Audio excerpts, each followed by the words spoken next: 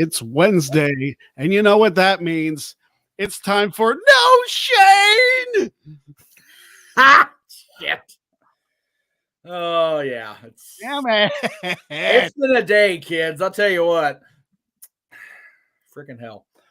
Well, I'm in a good mood because, well, it's NHL All-Star Weekend. They're out in Vegas this year. It's 20 years since this All-Star game here in Los Angeles. So the Olympics start this weekend. It's a good time to be a sports fan, Greg. Unfortunately, it's not a good time to be a Shane O'Mac fan. We will get into that today.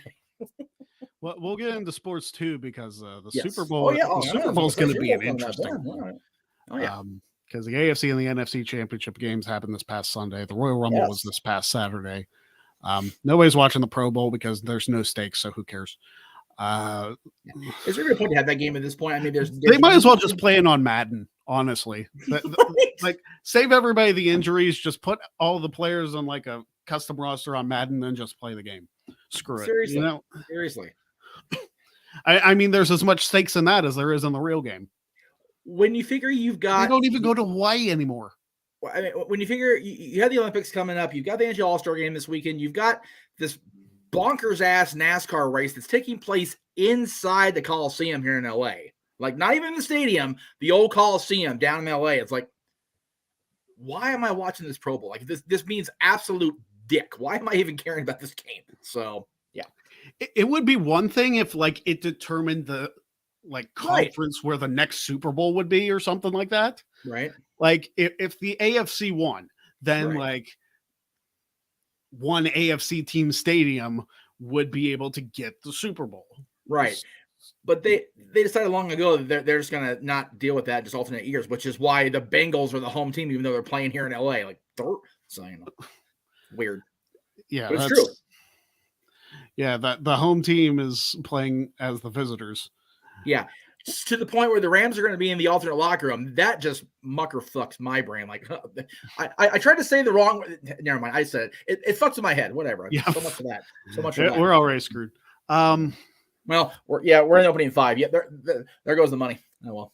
Oh shit! That's another bad plan. Man, Jesus Christ! Like, I'm not going through enough right now. Yeah. God damn it! Brett Storm donated, so we're gonna pull up the wheel. Brett Storm feels like he got gypped last week because this poor bastard was sick with the COVID, so he doubled down. Of all the entrances I did last week, it was Shane. Right? I was gonna say he does Shane's entrance. He's ridden with Rona, and they fire Shane's ass, and now he's got to do 2 spins for Brett today. Good lordy. Greg's had a tough week, y'all. No. It's been rough. Fortunately, like, my COVID symptoms are like I don't have COVID anymore. I just have like a residual cough. So which I've heard the cough and the headache just stick forever. So I don't have the headache. Like, I didn't have the headache after the first 2 days. It's just the cough. That's good. Yeah. So fortunately, I'm not dealing with the headaches, which is good because when I get really bad headaches, which is very few and far between, they suck so hard. Yep. But yeah, the cough's just annoying. Hopefully it won't be too big of a deal through the show. So we're going to get 2 spins for Brett and watch him be both karaoke so we can test out my voice. Right. Just to prove how well you've recovered. Yeah. So here we go. Brett's first spin. I want to do Shane's song because I can't rap. So yeah. I know it. I knew it was coming. I knew it. Shit. I just had a feeling as soon as I hit it, it's like, yep, it's going to hit 100 jumping jacks, and we're just going to fuck my day all up. All right. God. Here we go. I'm going to die. All right. And we get another spin. If it lands on it twice, I'm definitely going to die. Go. Yeah, get the hell past it. So we'll have Greg's memorial service today. Is that what we're going to do here? Apparently. To tell the truth. Jumping jacks suck. That's the truth. Hey, that makes up for the bankrupt you got a couple weeks ago, Brett. This is very true. This is very true. Okay. So ask me a question that I have to tell the truth on. And while you're thinking of that, I'm gonna cue the Body Donna music. I should just have it saved on my phone somewhere. I really should. I will see if I can answer the same question truthfully, because there's some shit I can't answer. I should at least stretch. Maybe that's a good idea. Stretch and get some water. You might want to stretch while the music cues. Yeah, seriously. Oh, Lordy. Oh, boy. Wait a minute. Who's making comments? Oh, geez. What's up? Tony pulled Kendrick from the show tonight. Oh, yeah, he did. Yeah, I saw that before we came on the air. And I mean, to be fair, Brian's not exactly he's rather outspoken, always has been. Yeah. So, but yeah, that's. I mean, I'm not surprised. So Mox is probably going to face somebody else.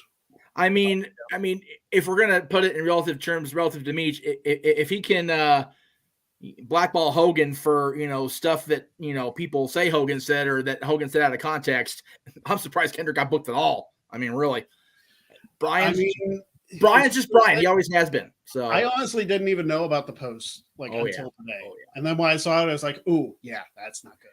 Well, working with Brian years ago, and then Brian is who he is. Yep. All right, time to die. Good old Spanky. All right. So Brett, while you think of your question, and I thank you for this. He gave us an easy out for the question, at least. Okay, so Brett's question is, I know you hate the 2012 Rumble a lot. I do. Is there anything about it you can say positively?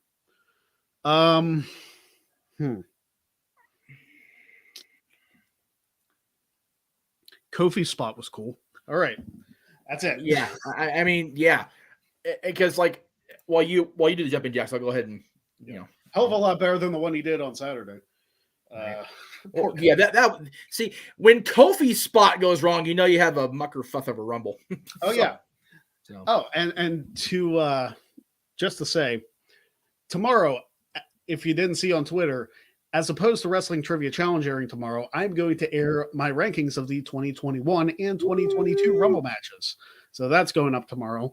I still have to finish editing it, but it'll be done tonight.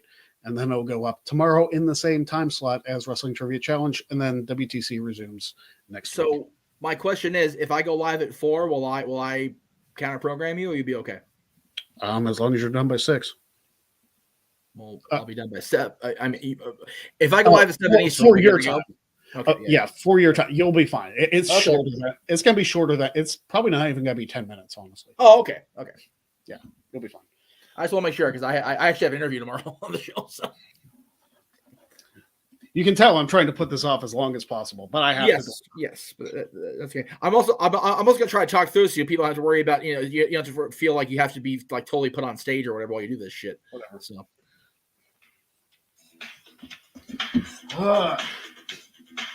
Because Lord knows the actual Body Donna's, poor Sonny can't seem to stay out of trouble. So there's that.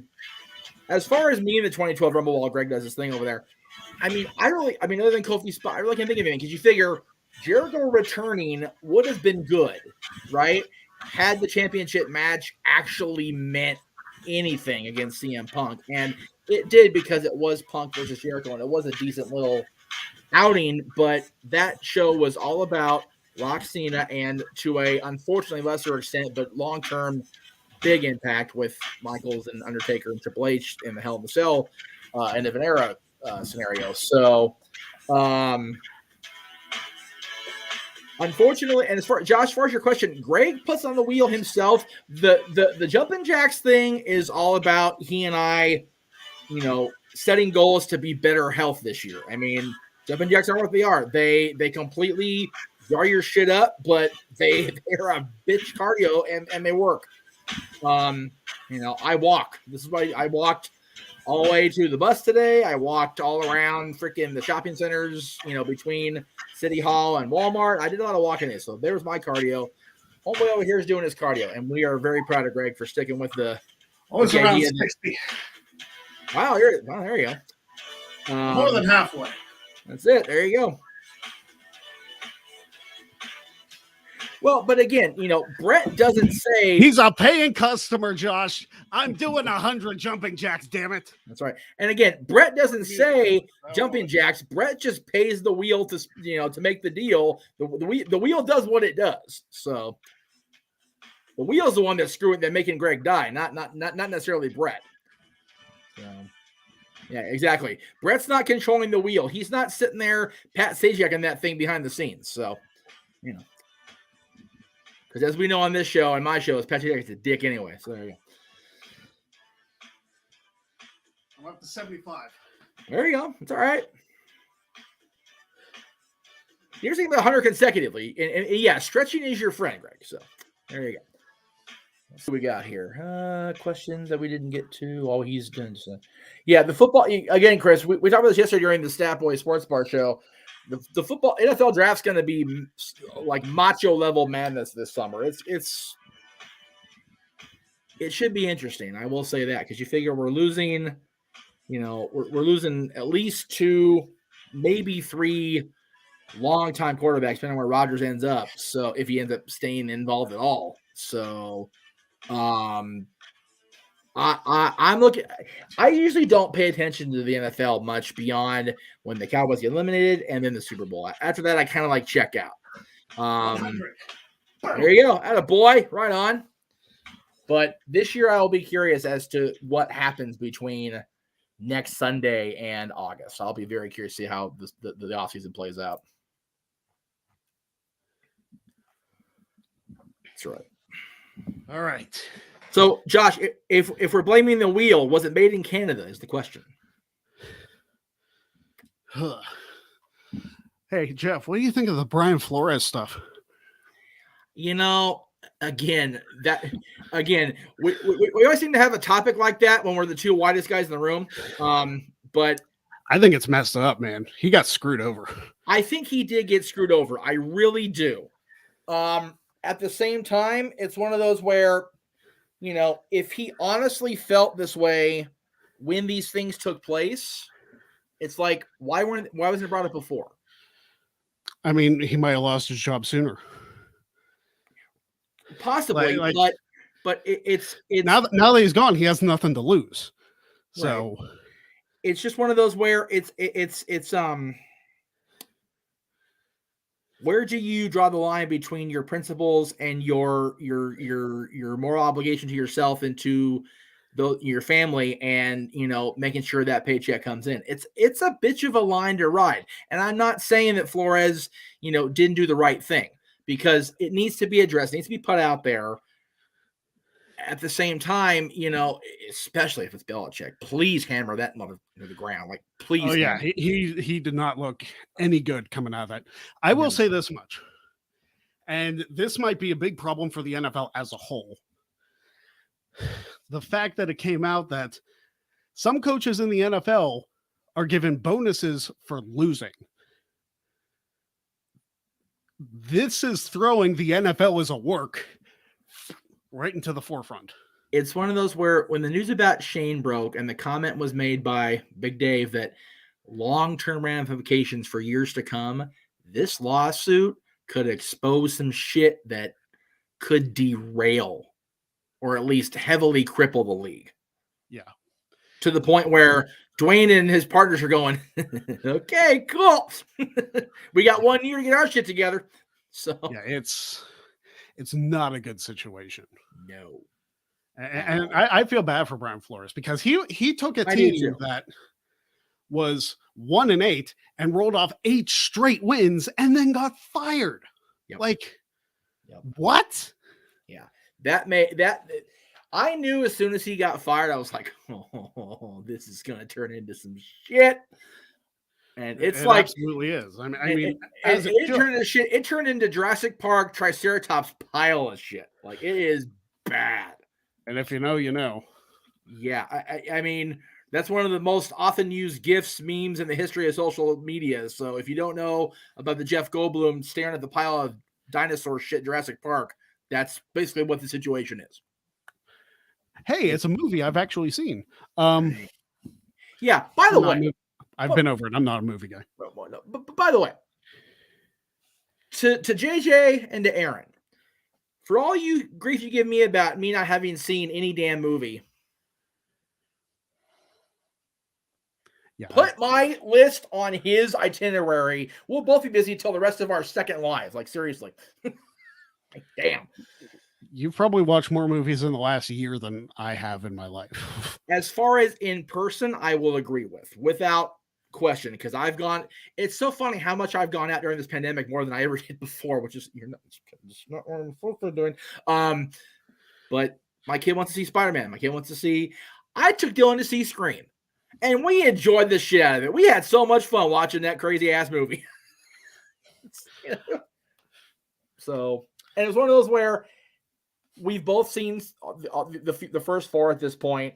It was just one of those, 4 was so bad. And being buddies with Arquette now, it's like, I'm glad they did 5. I'm glad they brought that story to hopefully a final resolution, because, man, 4 was a mess. So anyway, I saw what Pearson said.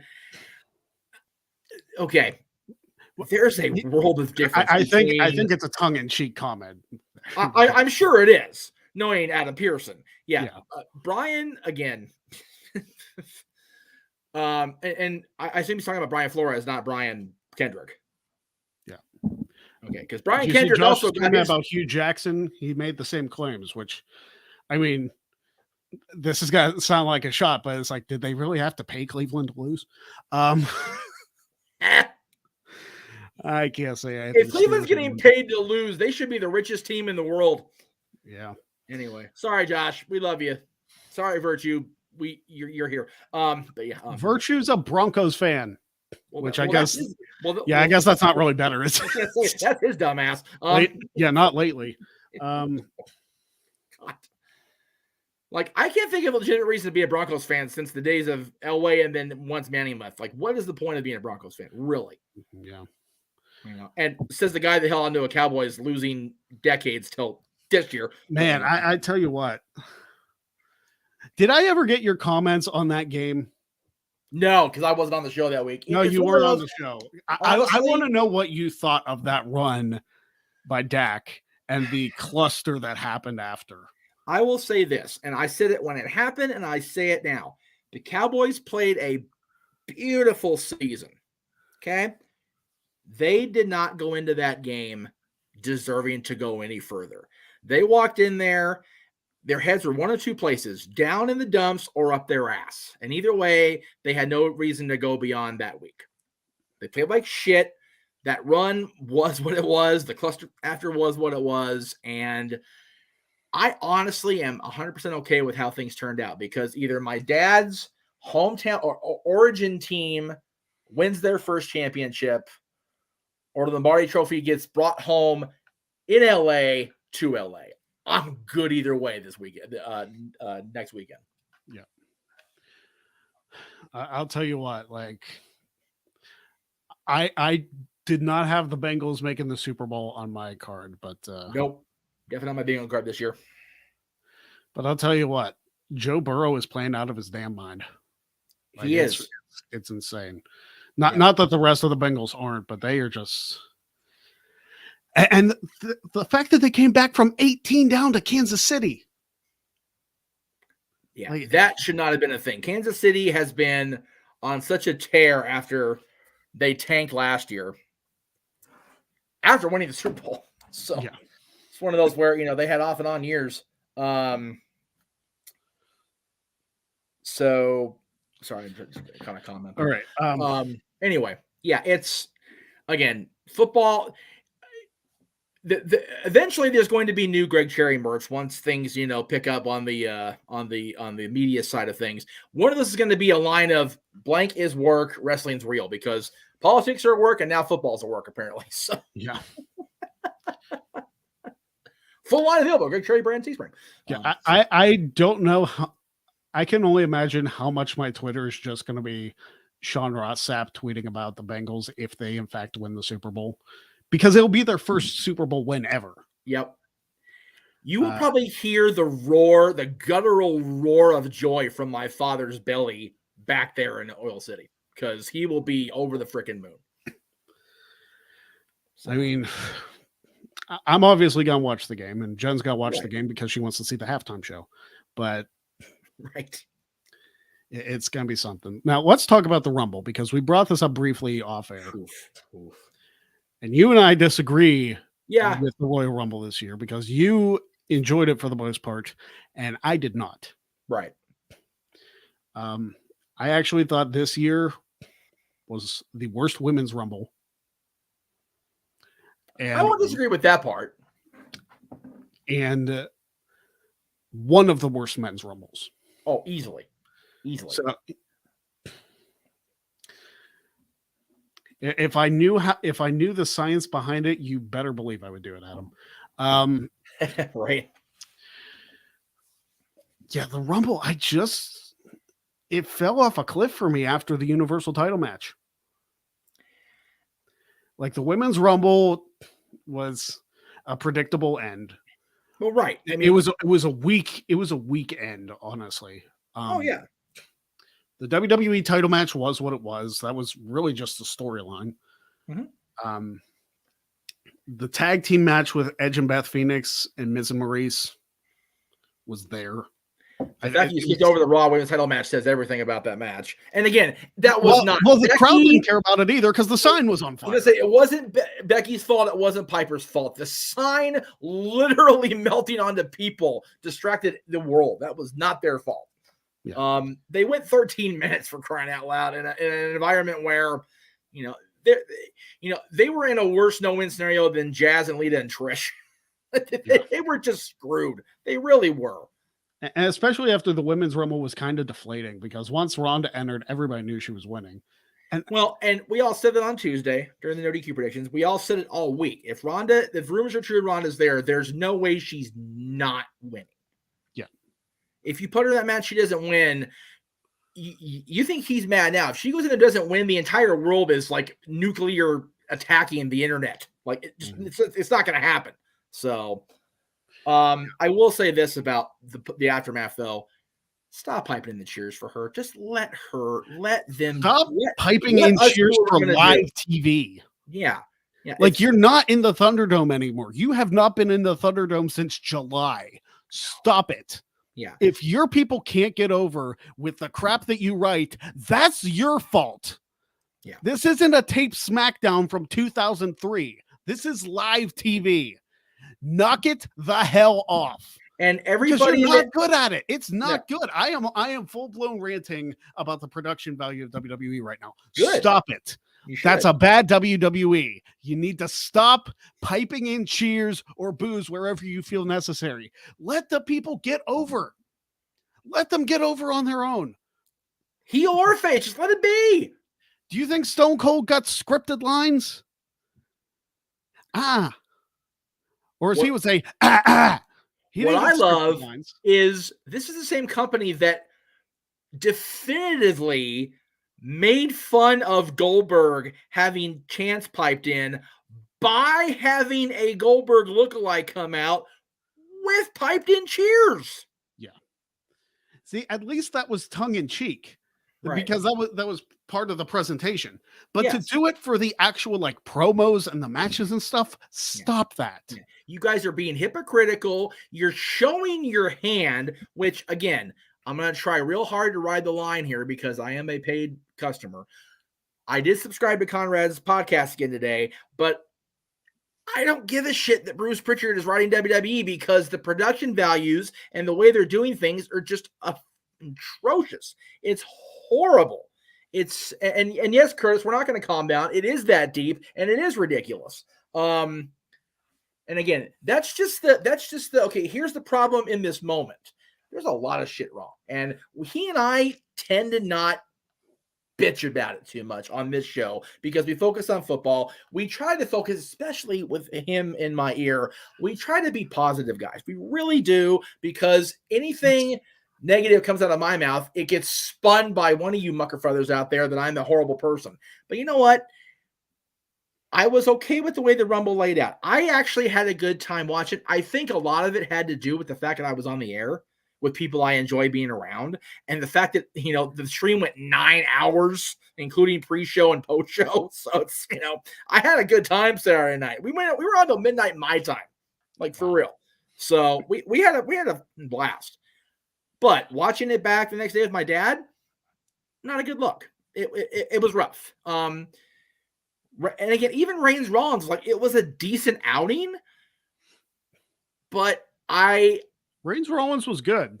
Well, I even like, people hated the finish. I understand the finish. I understand it, but I don't like it at all. I don't mind it. Like, everybody crapped on the finish. I don't mind it because Roman doesn't lose the title.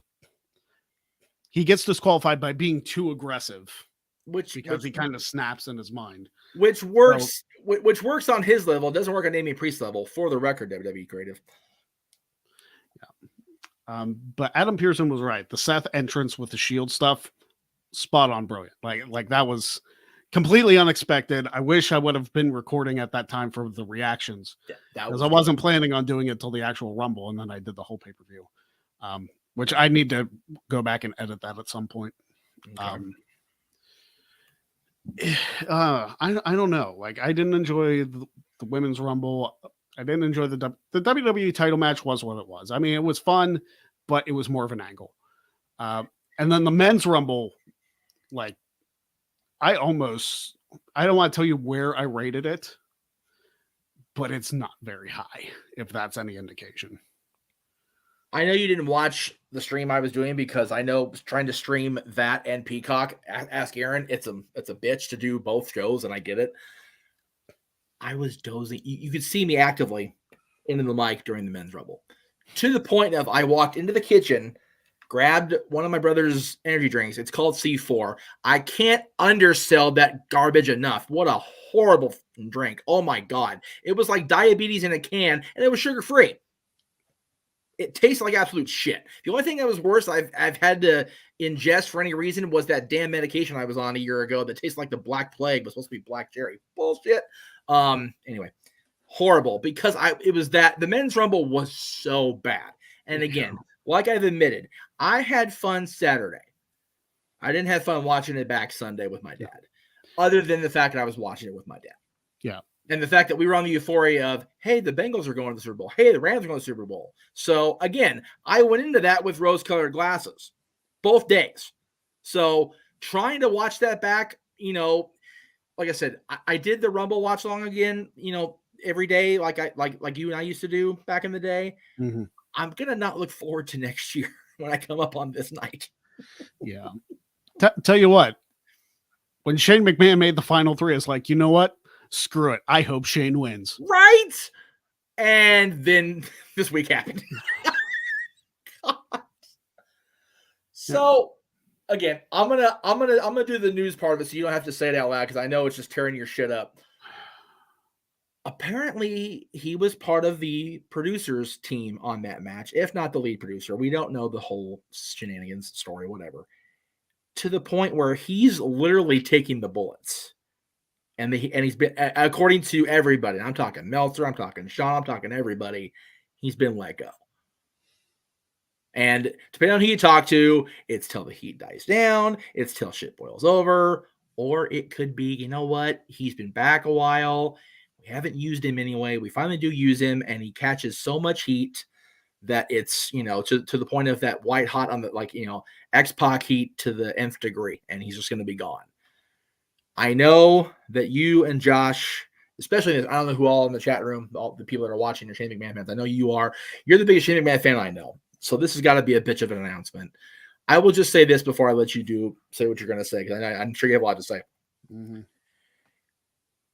I have long thought that for many years, the wrong McMahon had the long reign they did as the top champion of the respective division. Stephanie being women's champion was what it was. Bullshit. Vince being WWF champion was a means to an end. I was okay with that. Vince being ECW champion was horseshit. And I've said that, and I mean it. We tore it to shreds on Dads last year. Fucking horrible angle. Shane McMahon being nothing higher than European or hardcore champion, with the amount he was over, the involvement he had in stories, is horse shit. You know, I never understood. Like, I wanted in 2019 when Shane was like doing the white hot like heel thing, and he beat Roman in Saudi. Right? I wanted Shane McMahon to end Kofi Kingston's reign as champion. Ooh, there you go. Instead of Brock. Right. Because I feel like there could have been an angle there. Like, he was tag champion earlier in the year with The Miz, very briefly. But I feel like there would have been money, no pun intended, in dragging Shane McMahon as WWE champion all the way till WrestleMania to lose the title to Kevin Owens. Right? There would have been money in that story. I feel like there would have been. And everybody would complain, oh, geez, I hate Shane McMahon as WWE champion. Well, he's a heel, so you're not supposed to like it. But of all the McMahons, like you said, Shane was the one who deserved a long title run. Heck, if Stephanie would have won the women's championship in like 2014 or 2015, I'm here for it. Whatever. Because she was better in ring then. 2000, she had like no experience. So she was just kind of there. Stephanie McMahon in 2014 was one of the hottest heels in the company. Mm-hmm. What the belt on her? Seriously. Yep. She had one of the best matches at WrestleMania and WrestleMania 34? Yeah. Like, if you're going to do it then. Yep. But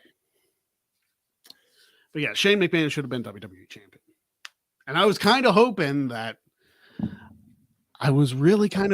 he would have that shot, especially with all the news coming out. And you know what? Maybe this is like, maybe I'm kayfabing myself too much. Maybe this is one of those things where they don't announce him and then he comes back. Maybe Seth Rollins wins the chamber and then Shane comes in and challenges him for the title.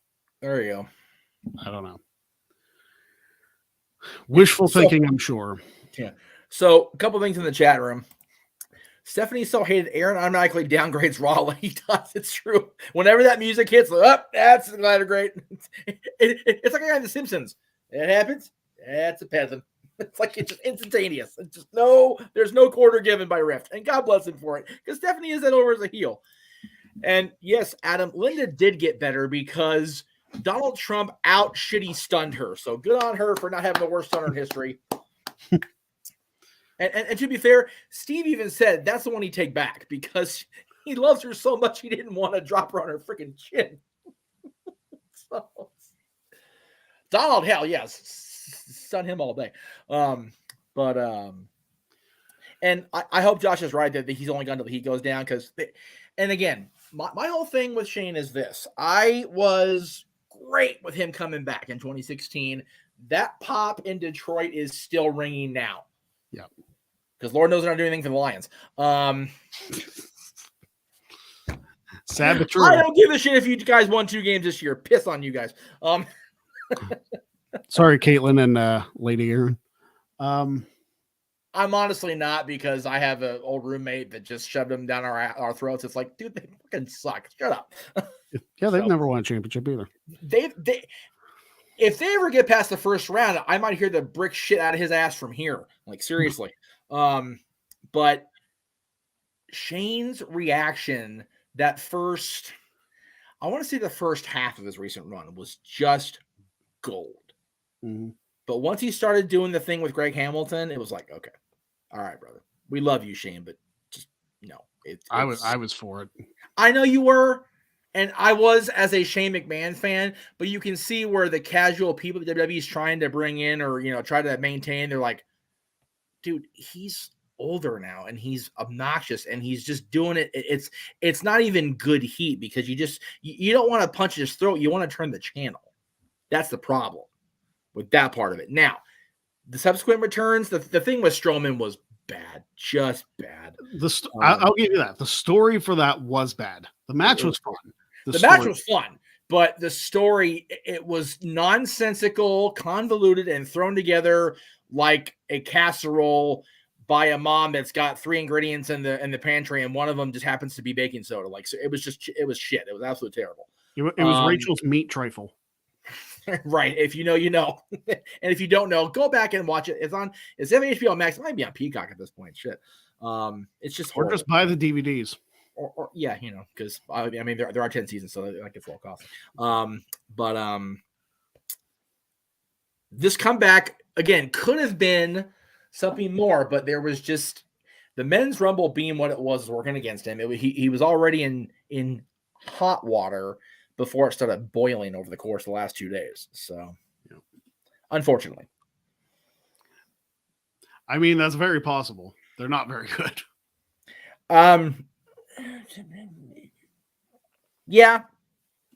It honestly, it would have to be a large stick, just like a freaking fire poker, you know, whatever. Yep.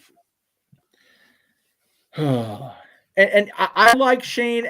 Okay, Curtis, I like Shane as a good guy GM, but okay, spoiler alert for dads in a couple weeks. We're ranking our top 10 guest referees. Shane made both our lists.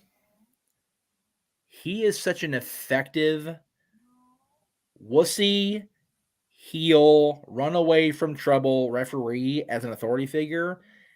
I don't think any McMahon has been a better referee than Shane McMahon. Nope. Except for Vince McMahon over the Edge 98, because that entire thing is just gold. The whole presentation, the match, the people involved, like everything about that match is just fun. It's not a great match. It's not going to get the Meltzer scale, you know, going off the charts, but it's a fun thing to watch. Shane, you always knew you were going to get something good, whether it was, you know, him, you know, fast counting, him running around like, you know, he stole somebody's money, or one of my favorites is Backlash 99 where he gets that face and Vince just goes, brink, dinks him upside the head with a belt. It's like Shane's indignant face is one of the best faces in McMahon history. It's like, yeah. His face gets like this small. It's like, it's great. Shane, if the heat dies down, he'll be back. And, you know, it's one of those where Shane, I think, has a cat amount of lives. And then you get somebody like Brian Kendrick, who got released this year, literally got handed a new lease on life, and less than an hour ago, I think it was, got that lease, that carpet pulled out from underneath him like a freaking cheap magic trick. Yeah, it was not good. And again, Brian is who he is. And I don't necessarily fault Tony Khan for not knowing that. And the fact that he's condemning him for past comments, it's like, that doesn't look good for Tony because he booked him. It's like, oh, wait, never mind, because he was a dick. It's like, Brian is not, you know, Brian Kendrick is an amazing in-ring competitor. If you hire somebody in a wrestling capacity to do wrestling things, you know, their opinions on things shouldn't matter. See, but here's my question, and I don't want to like throw AEW under the bus so much, but like, where is that line? Right. Because apparently, like, if you say controversial things, you get in trouble. But we know the stuff that happened with Jay Lethal, like the accusations with him, and those accusations are not great. No. How is it fine for him to still be on TV? You know what I mean? Right. Like where exactly is? Yeah. Like, is saying things a bigger deal in this day and age than actually doing them? And again, you know, I'm going to get heat in the room from a couple people on this, and that's fine. There's a difference between condemning Hulk Hogan for, yes, he did say some very racially inappropriate things in a phone call that the police recorded against his knowledge and released to the media without his consent. That's a no-no on everybody's part there. And Tony Khan saying, well, Hulk's not going to be around. It's like, okay. Brian Kendrick has been outspoken, and I'm going to go ahead and throw it up there because the comment was in there earlier. Let me see if I can find it here. Just a second. I'll find it. I promise. Because somebody brought it up earlier.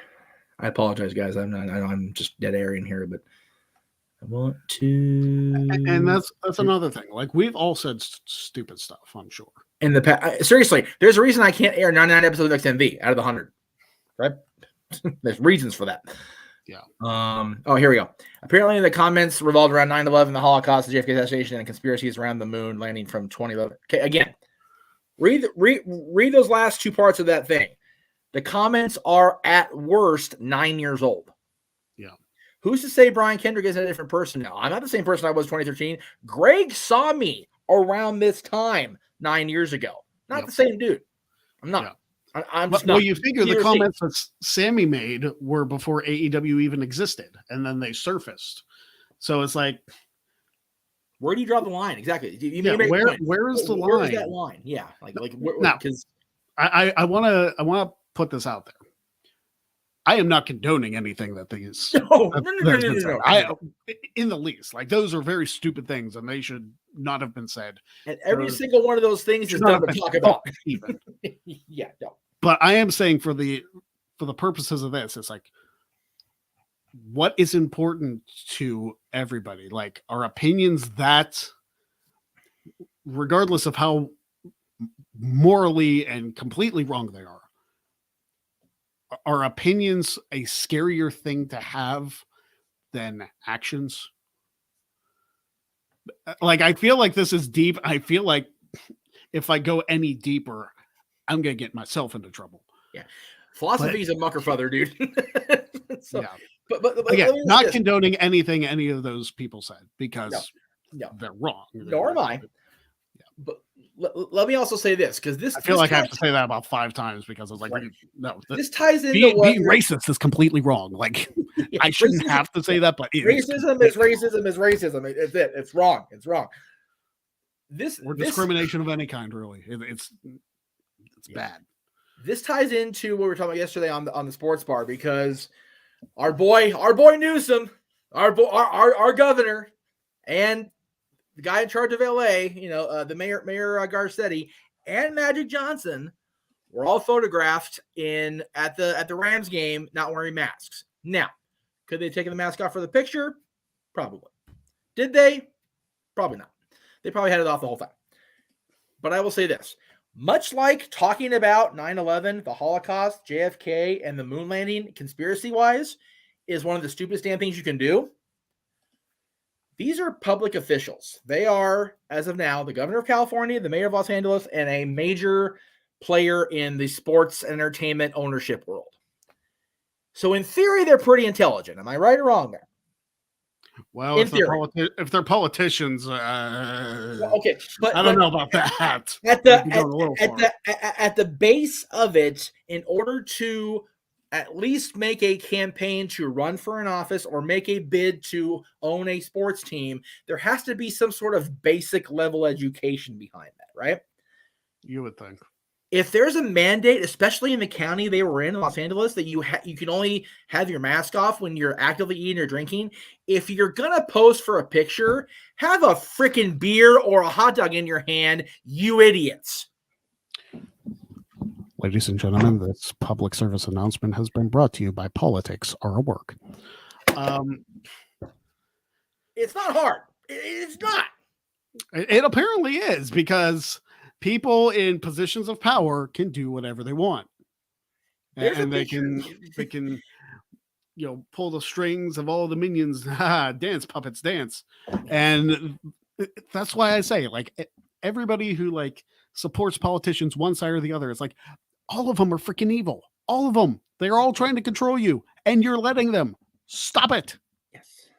I sound like a conspiracy theorist, but taking a step back, like, I used to be hardcore Republican, like full on, like hardcore, like bleed red, like bleed red, white, and blue, like all that stuff. And now I look at it, it's like, wow, all you motherfuckers are disgusting. Yeah, all of you, like, why do you guys have to be so cruel to each other? Like, why is it like there's no sense to be made? Like, be a kind person. Like why are party lines like you can have you lose friends if they're on the opposite side. It's like, don't do that. Like, that is not what humanity was created for. Oh, here you go. Here you go. I have a friend who is actively anti-Rams. Okay. And is a pro 49ers fan.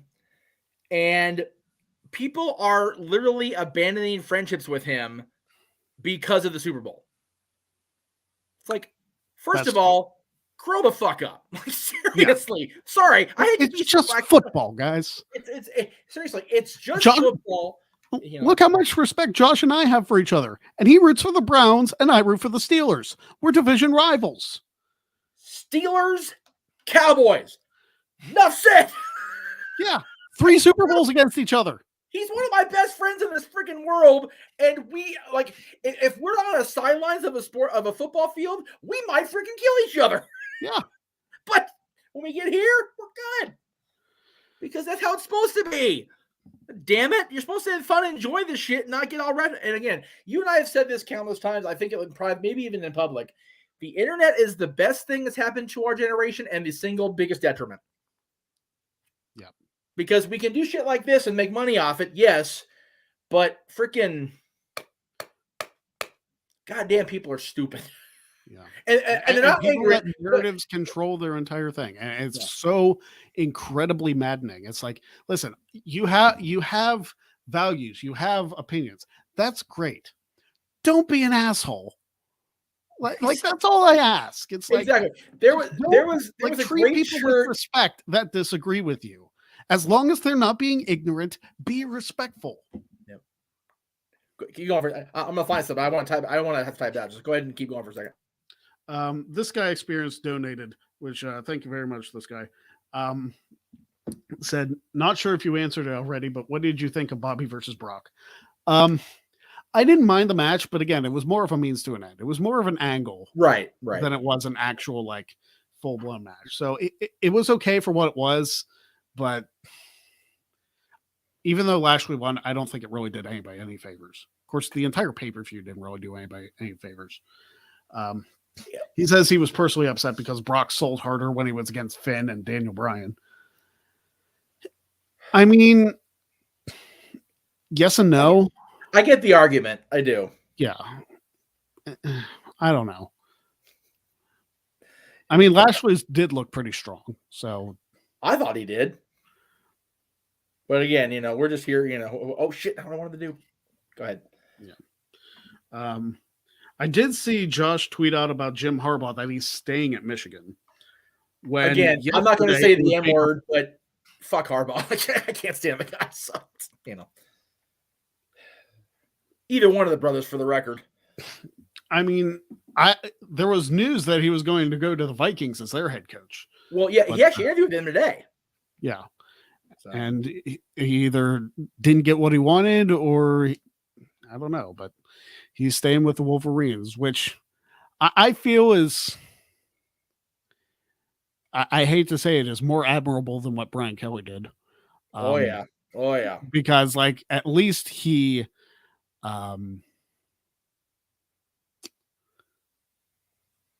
at least he stayed with the team after they made the playoffs. Like, Notre Dame had a chance, and Brian Kelly was just like, peace out. Yeah, it's very rare you see me defend Jim on anything, but yeah, that I'll definitely stand with him on that. Let's do our Q&A because it's hard to believe it's already 7:50. Like, it's crazy, right? Okay, so but before we move on, I did want to throw it out there. So you mentioned, don't be an asshole. It triggered a memory. It's not there now. You can't find it anywhere. I may even have you, if I can get permission, adopt this for the channel because it's such a great shirt, and I wanted to buy it and never did. Our buddy Pierce, the Scrap Daddy, had this on his Pro Wrestling Tees for years, like years. I want everybody to have this shirt forever. Find a reason to smile, help when you can, be grateful, don't be an asshole. That is how everybody should live their life. Being right there, those 4 sentences. Boom.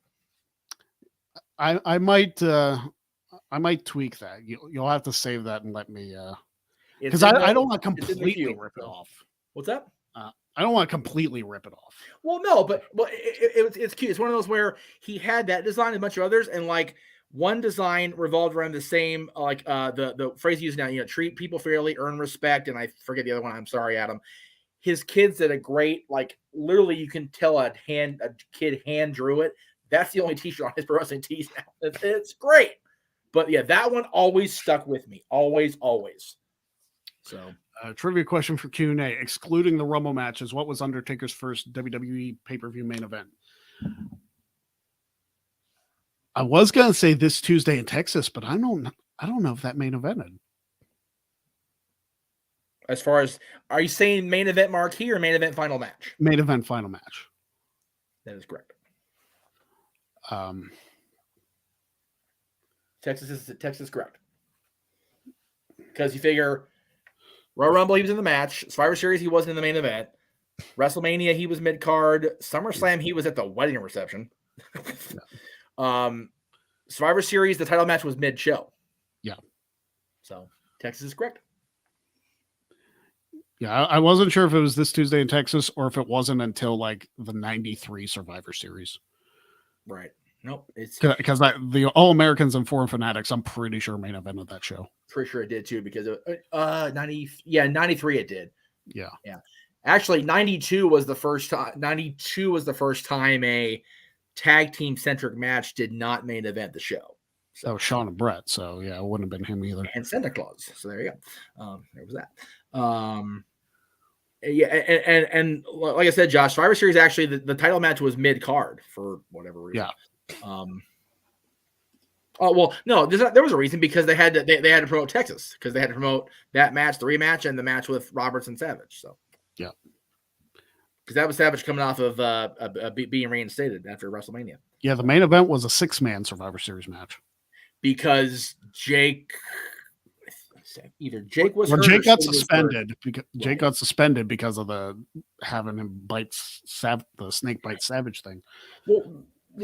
Well, that was the kayfabe reason. There's something like, I think Sid legitimately hurt his elbow, so they had to do something to get Jake off TV to make the feud not happening make sense.